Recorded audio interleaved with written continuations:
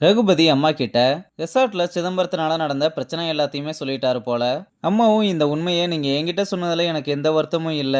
ஆனா வெற்றியோட அப்பாவை பத்தின நல்லதோ கெட்டதோ அவங்கிட்ட மட்டும் சொல்லிடாதீங்கன்னு சொல்ல, ரகுபதியும் நான் வெற்றி கிட்ட சொல்ல மாட்டேன்னு வாக்கு கொடுக்குறாரு. அப்ப அம்மாவும் நீங்க சொன்ன மாதிரி அவர் திருடி இருந்தா நாங்க இப்ப இந்த நிலைமையில இருந்திருக்க வேண்டிய அவசியமே இல்லைன்னு ரகுபதியை எதுக்கும் கொஞ்சம் யோசிச்சு பார்க்க சொல்றாங்க.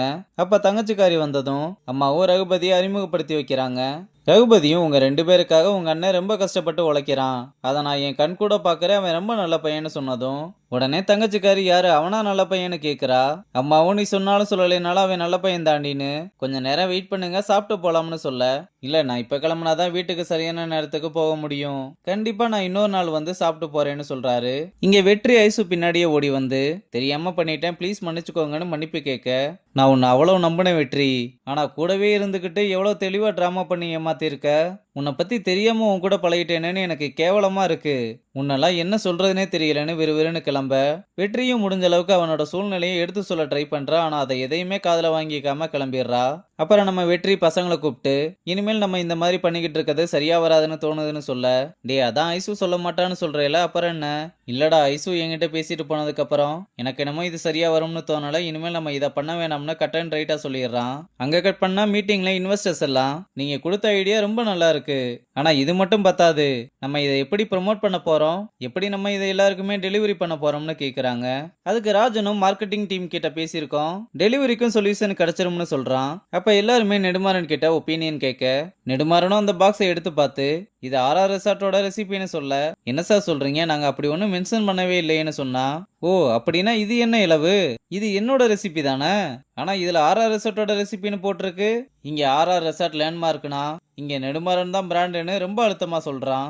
உடனே ரியாவும் நம்ம இது அப்பா வந்ததுக்கு அப்புறம் பேசிக்கலாம்னு சொன்னா, இத பாருமா நான் ஒன்னும் பெருசாலாம் கேட்கல, இந்த பேக்கிங்கான ராயல்ட்டியை தான் கேட்கறேன்னு சொன்னதும், ராயல்ட்டி எப்படி சார் கொடுக்க முடியும், இதுல போட்டிருக்க சிக்கன் மசாலாவை நான் ரெசார்ட்ல சமைச்சு அதை கெஸ்ட்டுக்கு கொடுத்தா அது சர்வீஸ். ஆனா அதே என்னோட ரெசிபியை நீங்க வெளியில வித்து மணி ஜென்ரேட் பண்றீங்க, அதனால நான் அதுக்கு ராயல்ட்டி கேட்கிறேன், இதுல என்ன தப்பு இருக்குன்னு கேட்டதும் இன்வெஸ்டர்ஸ் எல்லாமே நெடுமாறனுக்கு சப்போர்ட் பண்றாங்க.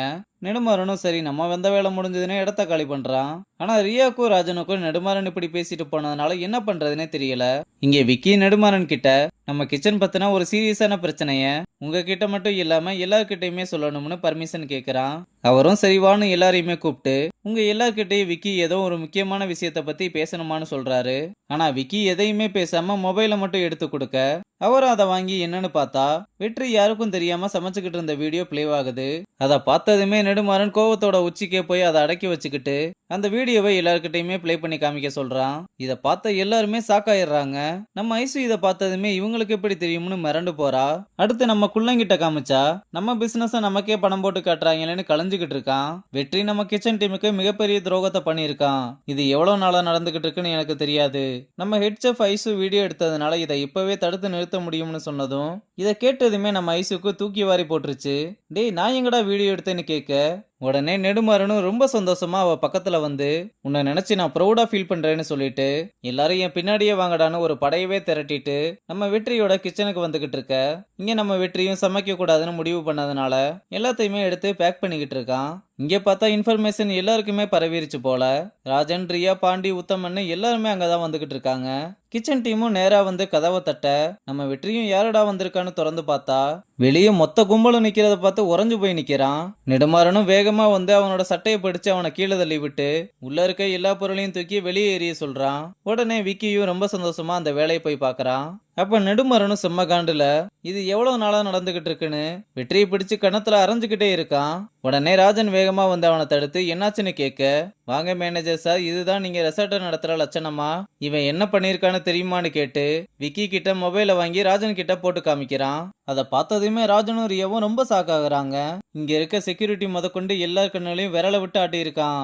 என்ன ராஜன் இந்த வீடியோ எப்படி வந்துச்சு நான் யோசிக்கிறீங்க, அந்த வீடியோ எடுத்தது என் பொண்ணு ஐசு தான் சொன்னதும் வெற்றி கண்டிப்பா ஐசு இந்த விஷயத்த யார்கிட்டையும் சொல்ல மாட்டான்னு நினைச்சுக்கிட்டு இருந்ததுனால இதை கேட்டதுமே அவனுக்கு பேச்சு மூச்சே வரல. என் பொண்ணு மட்டும் இந்த வீடியோவை எடுக்கலைன்னா இந்த விஷயம் வெளியவே வந்திருக்காது. கையும் களவுமா படிச்சு இந்த ரெசார்ட்டையும் கிச்சனையும் காப்பாத்தி இருக்கா. என்ன ஐசு, நான் சொல்றது சரிதானான்னு கேட்க, ஐசுவும் அந்த நேரத்துல என்ன சொல்றதுன்னு தெரியாம ரொம்ப தயக்கமா ஆமான்னு சொல்றா. நெடுமாறனும் நான் போலீஸ் கிட்ட எல்லாத்தையுமே சொல்லிட்டேன், அவங்க வந்துகிட்டு இருக்காங்கன்னு சொல்ல, உத்தமனும் ராஜனும் எதுக்கு சார் போலீஸ் எல்லாம் விட்டுறலாம்னு சொன்னா, அப்ப இவனை என்ன பண்ணலாம்னு சொல்றீங்க? இவன் பண்ணது நம்ம ரெசார்ட்டுக்கு பண்ண துரோகம்னு வெற்றியோட சட்டையை பிடிச்சு எல்லாரும் பாக்குற மாதிரி அவனை தர தரன்னு இழுத்துட்டு வந்து நேரா போலீஸ் கிட்ட பிடிச்சு கொடுக்க, அவங்களும் வெற்றியை ஜீப்ல ஏத்தி கூட்டிட்டு போகும்போது நம்ம பசங்க எல்லாருமே வேடிக்கை பார்த்துக்கிட்டு இருக்கதோட இந்த எபிசோட முடிச்சிருக்காங்க.